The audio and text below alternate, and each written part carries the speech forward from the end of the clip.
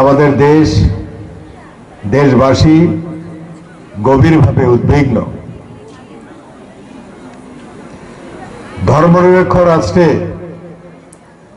ধর্মনিরপেক্ষতা বজায় রেখে আগামী দিনে আমরা পথ চলতে পারবো কিনা সবাই ঐক্যবদ্ধভাবে,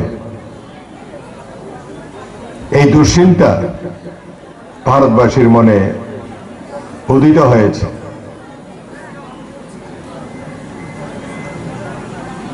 ভারতবর্ষ ধর্মনিরপেক্ষ রাষ্ট্র,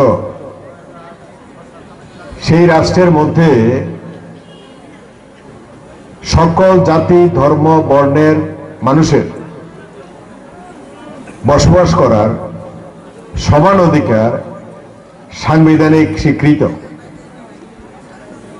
সে অধিকার আগামী দিনে রক্ষা করা যাবে কিনা এই নিয়েই মানুষ ভাবছেন।